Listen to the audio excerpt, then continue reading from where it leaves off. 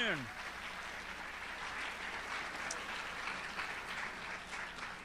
I'm John Hennessy, president of Stanford University, and it's my pleasure today to introduce Bill Gates and to welcome him back to Stanford. Bill Gates truly is one of those few people on the earth who needs no introduction. His founding of Microsoft, his leadership in technology, and the inspiring work that the Bill and Melinda Gates Foundation has undertaken has inspired people and built a reputation around the world. This is not the first time Bill has stopped by Stanford to tell us about his activity and discuss his vision with Stanford students. We're grateful that he's been able to stop by and cut some time in his schedule after visiting Africa. About 15 years ago, when Bill was still leading Microsoft and he and I were still both approaching middle age, I asked Bill about his philanthropic plans. And I remember quite clearly what he told me. He said that he was too busy leading Microsoft and didn't have the time to be a thoughtful philanthropist. And he would have to consider that after Microsoft. Well, since then, Bill has distinguished himself as a philanthropist who's clearly taken the time to dig in and learn about problems in depth, mastering new subjects along the way. His interest in global health led him to spending a lot of time studying microbiology. Indeed, earlier today, Bill visited some of our Stanford faculty and students whose research is focused on areas of interest to the Gates Foundation. Bill and Melinda Gates study each problem relentlessly. They share what they learn. They invite others to join them in collaboration to figure out how we can make the best possible approach and the best possible success in improving the lives of disadvantaged people around the world.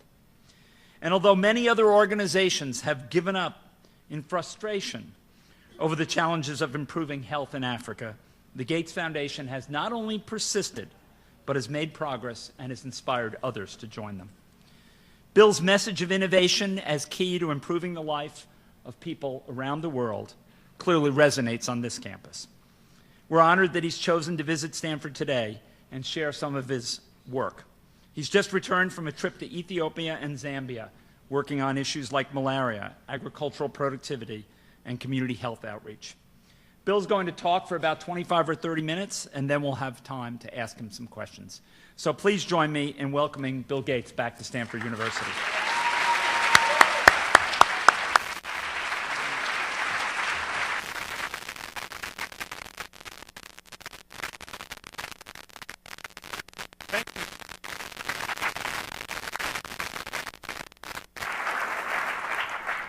Well, thank you. It's great to be here, and I think this should be a lot of fun. I always love coming to great places like Stanford, meeting with the people doing the research. That's not just going to improve the world, but it's going to improve the condition for those most in need. And today I got to meet with some really brilliant people working on tuberculosis drugs in one case, malaria drugs in another case, and I'm always really thrilled to see that science is being focused on those needs. There's a real danger that science wouldn't focus on those needs, that it would just simply do what the richest need because the market signals push us in that direction. Of course, I was a student at one point. I never did graduate. But at that time, I was excited about the microprocessor. It had just been created. In fact, the chips that were out at that time were very, very limited. And you had to extrapolate from what the 8008, the original chip was, and look at the kind of doubling that was going to take place to realize that eventually it would be powerful enough to make a huge difference. And that's the thing that got me excited. That's the thing that I called up my dad and said, okay, I'm leaving Harvard. And he said, well, will you go back? And I said, okay, at some point I'll go back. And so I go back kind of a day at a time to various universities to make up a couple of years that I still owe in terms of time at universities. And that was a very exciting project. It was based on the idea that software was the magic that would bring that chip to life. And the idea that tool to leverage human curiosity, to leverage human understanding, to let people communicate new ways, to create rich documents, that would become something of importance. And in a way, it was easier to do because we were creating products, personal computers that were getting connected together, that we ourselves could understand why we wanted, that every new feature was something that was exciting for us to have and to use, and we had a full appreciation of those things.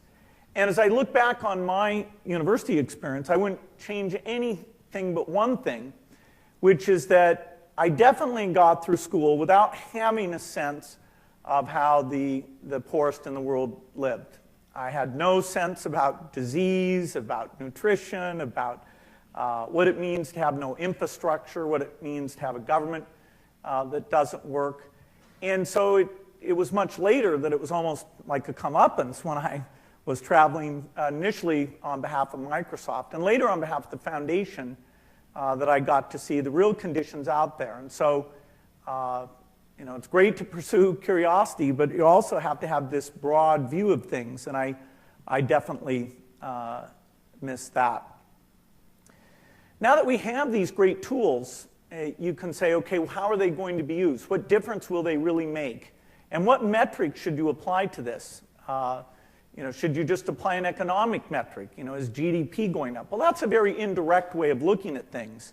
A much more direct way of looking at things is to look at things like literacy, look at things like average life expectancy, to look at a number like how many children live past the age of 5. If you go back merely 150 years ago, it didn't matter whether you were a rich country or a poor country. Over a third of the children died before the age of 5. Pretty uniform, didn't matter if your family was rich or poor. That was the way things were.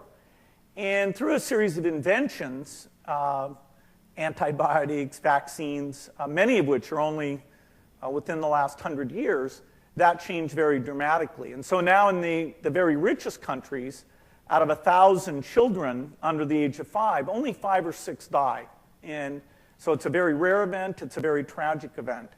But now we do have a gigantic differential at this point in time, because in the poorest countries, it has come down. It's no longer as high as it was, say, in the richest country 150 years ago. It's not up at like 350. It's down around 200 in the poorest countries. But that's still an incredible tragedy. It's about 20% of the kids that should be alive at age 5 have died of one cause or another: malaria, respiratory disease, diarrhea, all of which, you may know, we have drugs to deal with those things, but the lack of access, the lack of infrastructure, the lack of understanding means that those are very fatal diseases.